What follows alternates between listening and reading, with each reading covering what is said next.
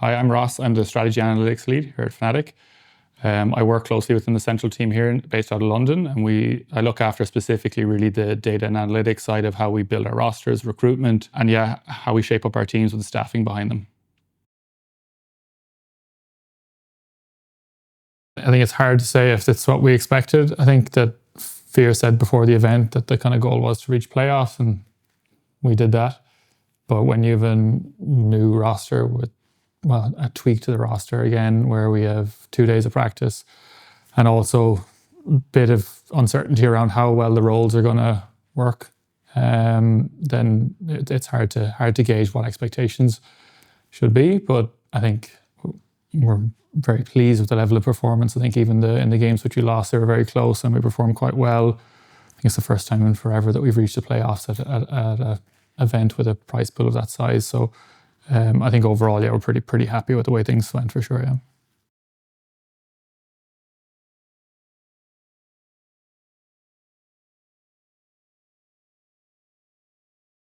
It was a very difficult decision. We were in a position where the opportunity presented itself where we could continue with Nikita, with Jacasmo, and trying to figure out what that constellation of 5 players made sense for China and going forward. Never easy considering the circumstances and having just qualified for the major and kind of all the positive sentiment around the team, where Nikita fitted into that, and that we knew that it's someone that we actually really like and we've been monitoring for such a long time, how he would fit in. And although there was the debate was between whether we would move forward for Shanghai with a combination of Jacasmo and Cypher, Kai, or with Jacasmo and Freddy. And the decision was, the overwhelming majority of the team and the staff wanted to try Jacasmo and Freddy together, and thinking that there's a natural synergy there between the two of them in terms of their kind of character and how well they'd work together. And also I think that there was a perception there as well from ourselves, is that Jacasmo has always played roles that are very similar to Freddy's, and that he's a more passive player.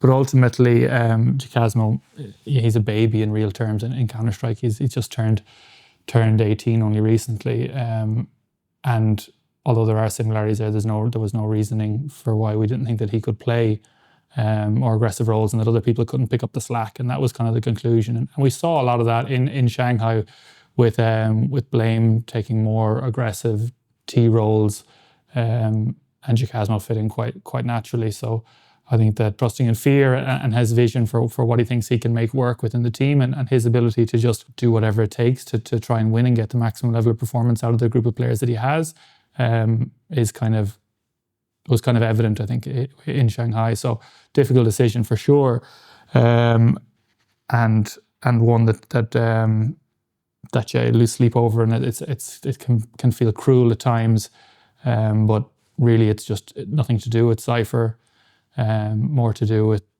from a stylistic standpoint and what the leadership group within the team felt was best for us going into Shanghai, and that was the decision that was made. Post Shanghai, I spoke with the leadership group again and kind of reviewed how things went, how the team operated on the ground, how the staff felt, about the performance levels of preparation and all these things. And the consensus was that things have went well and that they're quite happy with the level of performance. I think that there's a lot of improvement to be made, considering we only had 2 days of practice. The belief is that we should continue with this 5. We kind of left it open prior to Shanghai because there was the concern there around stylistically, how would Cypher, without us, without Kai, without someone who's going to scale onto bomb sites and create space for the rest of the team, how would we make that work? But it's clear that we have been able to make that work, and that there was more than just signs of life in Shanghai for the group. They performed quite well and have adapted, and the change up in roles has worked reasonably well. And the group was happy to go into Bucharest with the same 5. Yeah, so that's always the roles in Counter-Strike. Is it a real thing? It is. But I think it all depends. Some player, I'm been of the view for a long time that it's unlikely for a player who's been around for, played 1,000 games on HLTV and he's in his mid-20s. It's unlikely that you're going to take that player and turn him from being a passive lurker into being a player who plays entry. So we never really try and do that. But in this case, when it's someone that really is a child in the world in the terms of Counter-Strike, and has really only had a very short career so far, and from a statistical standpoint, he has the attributes to do more than what he has been doing in the roles when he was in Passion UA, and he's kind of been not pigeonholed, but put into kind of passive anchor roles where he is more than capable to do other things. We make allowances for that and see that there's, at 18 there's a lot of room for growth as a player, and hence why we wanted to take the chance on Giacasmo and try and fit him into this group.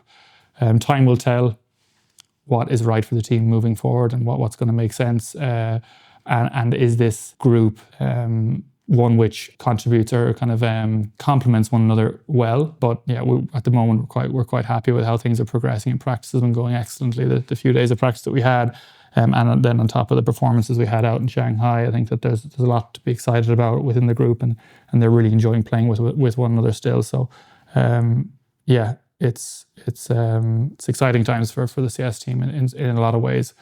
But as well, that there's a lot at stake over the next, and that's why it's such a key factor when we're making these decisions. It's not so much about we qualify for the major and that's kind of the end of this year. Our 2026 started the moment we not just qualified for the major, but that we had, for the first time in forever, we had PGL Bucharest, and we had the event in Shanghai. These 3 events, one just gone, which we earned some decent ranking, and kind of buffered our LAN wins. These next 2 events now are key for us qualifying for the major again next cycle. So it's not like we play the major and that's kind of we start 2026 afresh. We have to be in the ranking, a key position within the ranking as of January 5th. And because of that, we have to make sporting decisions about roster composition and who starts on the basis of just purely what we believe is going to give us the best level of performance. And it's kind of led us to this situation where it's it was a marginal decision. It's why it can be, from an outside perspective as well, why it can be perceived as being, would it just not be more amicable or equitable to start the same 5 players that have kind of qualified us to the major? Well, you could argue that the 6 players all contributed to qualifying for the major, but that we're fighting for our lives in Counter-Strike. This has been a really poor year for Fnatic Counter-Strike. Let's not mince words that we kind of fell over the line into the major. We lost at the previous LAN event to Frag.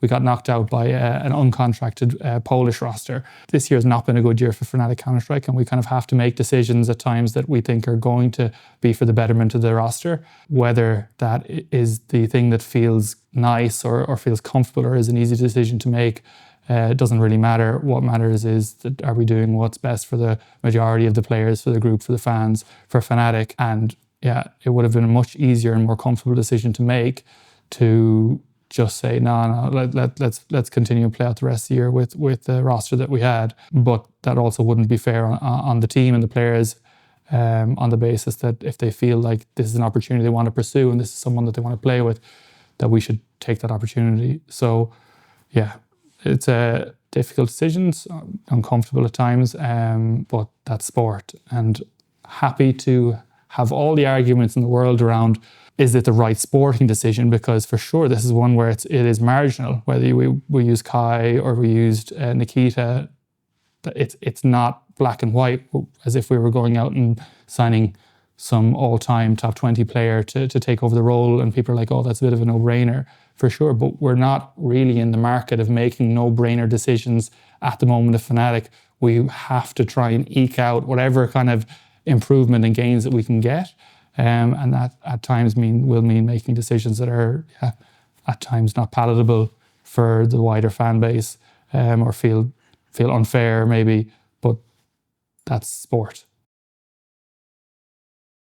So yeah, the decision's been made that we're going to continue with this group for both PGL Bucharest and for the Budapest major. Yeah, we're quite surprised in some ways, but also happy with the levels of performance in Shanghai, and that the group, although there was some reservations about whether we can make it work, that the group is quite universal now in their beliefs that this is a group of 5 players that can play together and deliver a level of performance that is exciting and very competitive, and that's something that I don't think we've been able to say for quite some time. So yeah, it's the next few weeks and months are so pivotal for us at Fnatic Counter-Strike when it comes to the qualification for the next major and subsequent events, Katowice, i.e. in Brazil. So we got to kind of hit the ground running now again in Bucharest with only kind of a couple of days practice with Nikita, and then we'll have a few weeks off to prepare for, and we'll have a London boot camp prior to going out to Budapest to compete at the major. So yeah, very excited.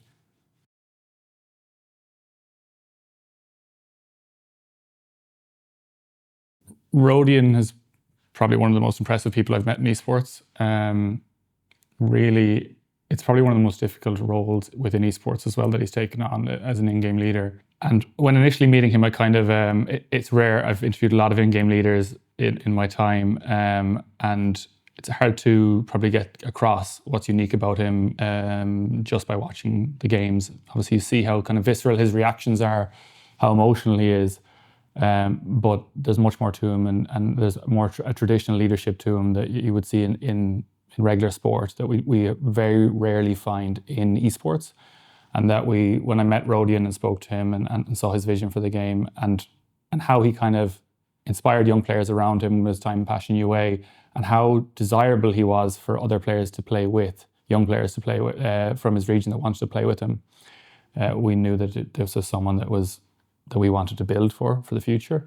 What's different about Rodion and what we've probably learned through some mistakes and lessons is that there's kind of two schools of thought, from my perspective anyway, when it comes to what works within Counter-Strike and more broadly within esports, is that you can either have very much a coach, backroom staff led function within your esports team, or you can have a in-game leader-led vision. And we've, for the most part, in the international rosters that we've had, for the most part, it's been coaching-led, and we've kind of taken that it's the coach's vision and that we want that person to lead. But with Rodion, we flipped the script on that. And you can see within other Counter-Strike teams what has been successful as well has been, if you look at Carrigan, you look at Apex, they are the leaders of those teams. The coaching staff is a function to support them. It's their vision, they're their players. And that's what we feel we want to do at Rodion.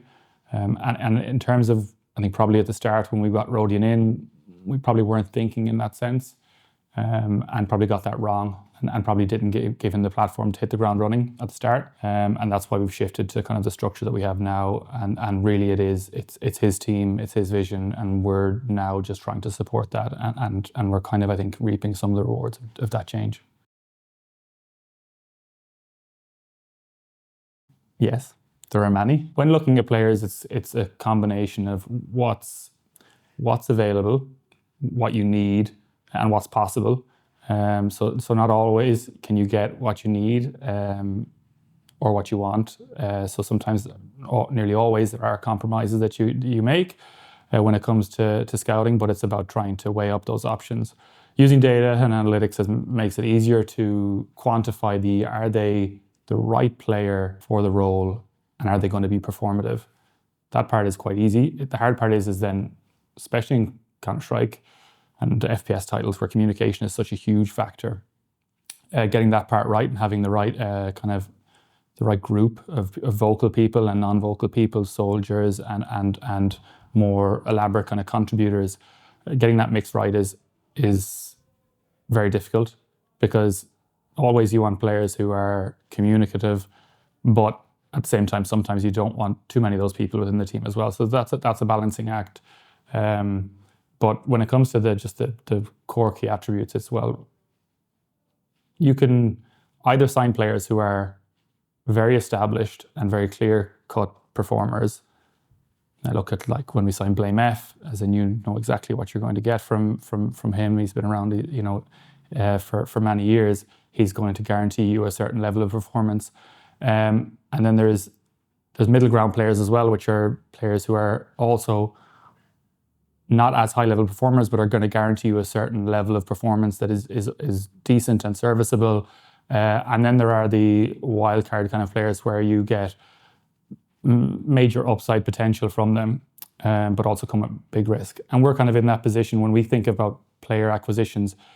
It's one of the two on the extremes. It's either we want players who, if there's an opportunity presents itself, like with signing of Ben, a player who is going to be playing at the highest level, and that's guaranteed performance. Those players are hard to come by, very difficult to acquire. They require a lot of timing. And then it's on the other side is the really young players, which are a lot of uncertainty around them. But those ones come with the major upside.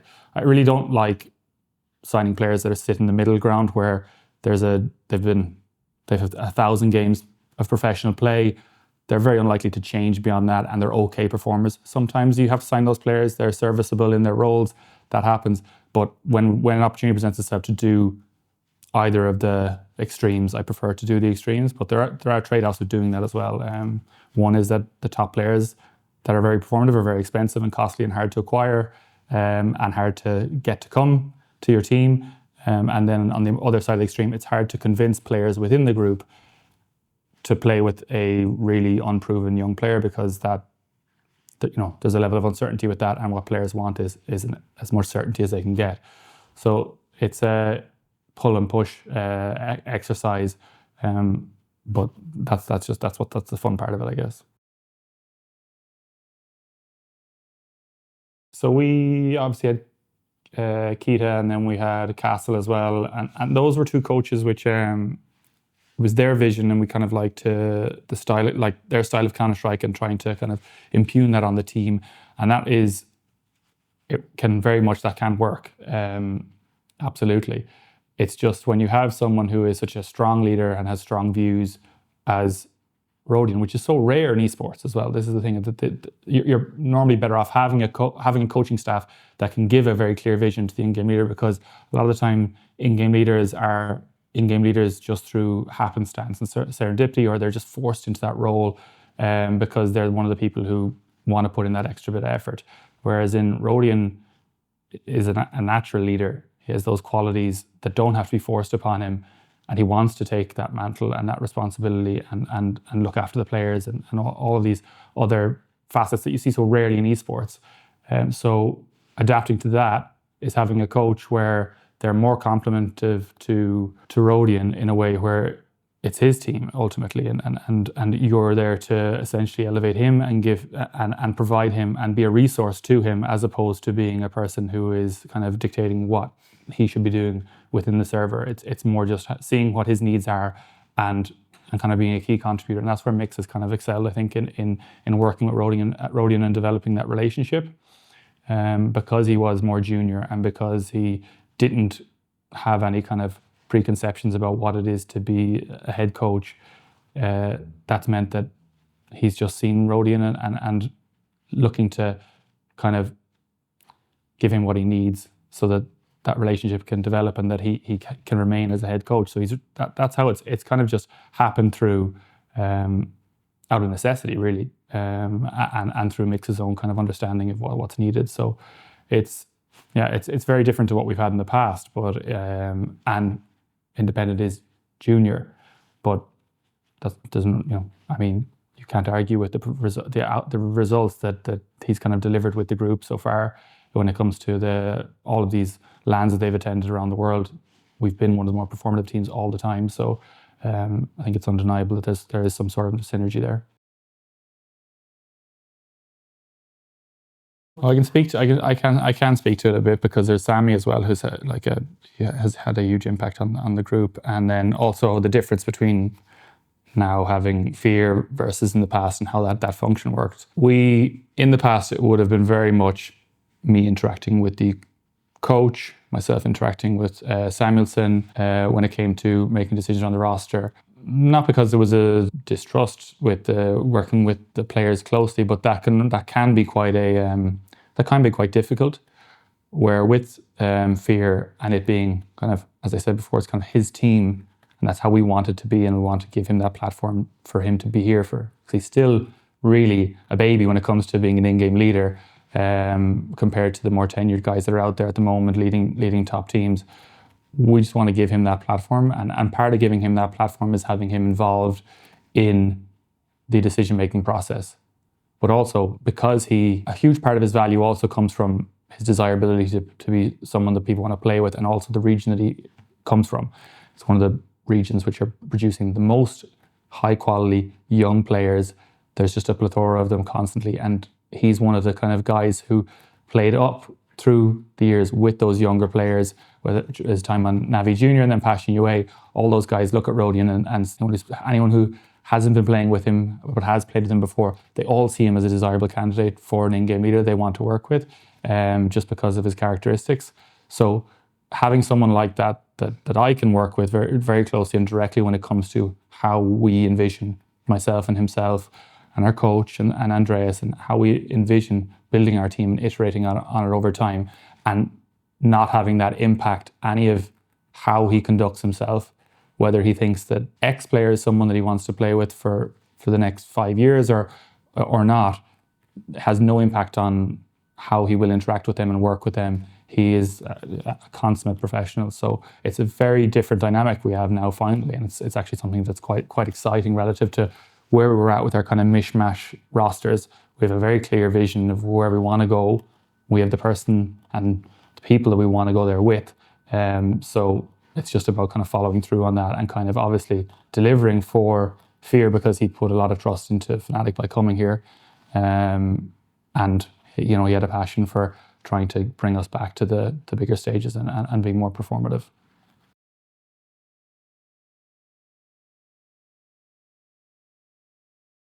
What's unique about CS, which is somewhat different to, say, Valorant and League of Legends, is that our off season is perpetual. It's always on. There's obviously key markers within the year around the majors where teams qualify, they don't qualify, roster shuffles happen, or post-major roster shuffles happen. But really, the off season is always on, because the nature of Counter-Strike is that there's tournaments constantly all the time, and there's no fixed down period. There are player breaks, but it's more just you need to always be in the market looking at what's available, and that's kind of just the approach that we take all the time. We also want to build a culture at Fnatic where the players also feel like we are always working in the background to make sure that they're playing with the best players that we can acquire. I don't want a scenario ever where we have players that are thinking that we're just sitting on our hands and waiting until some drama unearths, or players don't want to play with each other, or whatever it may be, or poor performance, and then we act. It's more just, if an opportunity presents itself for us to put better players in the team, we will always do that, because there's an obligation on us and to do what's best for Fnatic, but also to do what's best for the group as a majority, which can be a bit difficult at times, obviously, but that is sport. Those are the decisions you have to make at times. It can be cruel, it can be difficult. But if we didn't act in the way that we do, it would be very unfair on the other players if we were to pass up opportunities that we think is going to be for the betterment of the group. That would be unfair. So we work with agents constantly throughout the year to keep an eye on when players' contracts are expiring, because there is no public database of contract expiries. So it's important to keep in touch with when players are going to be coming available, or also just to get touch base and see, are players unhappy at the team that they're at the time, or would they be interested in a move? So it's just an always on affair with Counter-Strike. And that is essentially, we use a combination obviously of data, and then also some more subjective kind of qualitative interview processes. But we're always looking for players. We're always in the market, and that's the trope that we share internally at Fnatic, but also to our players, that no one is safe, and that's the nature of sport. No one should be safe in any role within a sporting organization. There should always be a case to be made for, there are players out there that are better than every player in our team. If that player wants to come to Fnatic, if we didn't pursue that actively and aggressively to the best of our means, that would be unfair on the other players within the team, so, and our coaching staff and Fnatic and the fans. So we have to act like that. It's just an always-on process where we actively are in the market. The way we try to do it is that within Central, myself and Javi and Patrick, when it comes to the kind of off seasons, we're always trying to work in the background and let our teams function and operate. And we won't bring a scenario to them unless we think it's something that is really material, that can happen, and want their input on whether we should pursue it or not.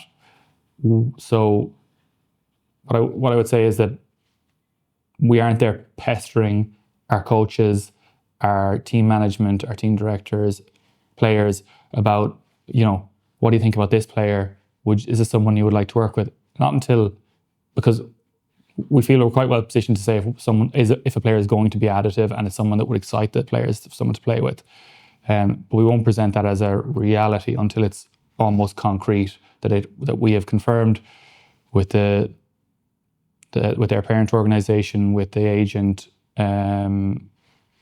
not as far as going to the player specifically, but making sure that this is a real tangible scenario. And then we will bring the staff in, potentially some of the players involved, depending on who they are. But yeah, as I said, I would work very closely with Fear in those situations, because there are markets, and this is part of it as well. There are markets within CS that I'm not blind to, but as in has very deep roots within that CIS community, with the Ukrainian players, and having someone like that I can work with very closely, it does make a big difference. So yeah, but we are always working behind the scenes to see what's available in the market, and when an opportunity presents itself, we'll then bring it to the player or staff.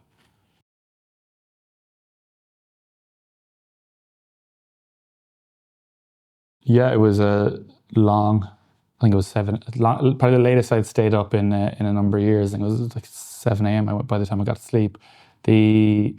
Wonderful. I think the whole path to the major and the VRS, and there's concerns there about how the VRS functions. But aside from that, obviously we're super excited. We're super happy to have qualified for the major. It was the goal. It was a very difficult goal to achieve post selling Mattis to G2. Very difficult. And we were lucky enough to be able to bring Cypher in short notice, and kind of steady the ship. And a credit to the staff and a credit to the players to not be overly disheartened by the loss of Mattis to G2, and to go on and make it work. And no complaints ever about having to travel constantly, competing at event after event. Whatever they've played this year, 250 plus maps. Really impressive. But yeah, we're delighted to have qualified. But it's been aside from that, it's been a really bleak year in terms of CS for us, and I think that probably resonates with the fans as well. We started the year really with a really poor ranking in the VRS, so we had to essentially either qualify through the close qualifiers to one of the big events and get that to springboard us, and we fell at the last hurdle multiple times in those. We were failing to qualify, losing out in the last games before qualifying for some of the key events throughout the year. So really nothing worked until the kind of just before the summer break, where we attended a few LANs. We won Draculand, and guys came second out in Sweden, and they've really thrived at those kind of VRS LANs, I guess you'd call them, that we've attended many of now, and it shows that they have like an aptitude for competing on LAN, and I think that's what Rodian is so strong when it comes to the leadership qualities when it comes to on LAN. We have Jambo as well, as a exceptionally gifted player on LAN. So it's just about getting us to those events, and we haven't had any of those kind of key moments that were like a switch for us to then qualify for events that generate revenue, and obviously failed to qualify for the first major. So this is coming very late in the year, but now we finally have a platform to succeed going into 2026, which is something that I was very concerned we wouldn't have. We would start the year again next year in a similar position. Then we're off to PGL Bucharest, and then we have the major. So we have the platform now to finally start out the year next year with a chance to go again to the next major and start playing at the tier 1 events. So the end of this year is going to be key for us. The invites that go out January 5th are going to be the key invites to qualify teams to the next major. We need to be in those invites. We need to be within that cohort of teams getting invited. We have the platform to do it now, so we have to put our best foot forward in order to do so. But for the first time in ages, yeah, I'm sure it's an exciting time to follow Fnatic CS. But we're still far removed from where we want to be, without question. But we do have some really unique, valuable key pieces that, over the last few years you couldn't say that. So yeah, it is exciting. I think that the way we approach roster construction and signing players, I mean, we sold Mattis in the summer and replaced him with Cypher last minute, and was the best player that was available to us. That's how we've been operating within Counter-Strike. We have to jump with both hands at any opportunity to improve the roster. And if that meant that we would become a fully LATAM roster in the morning, and I thought that was going to be to give us the best chance of being competitive in Counter-Strike, we would do that.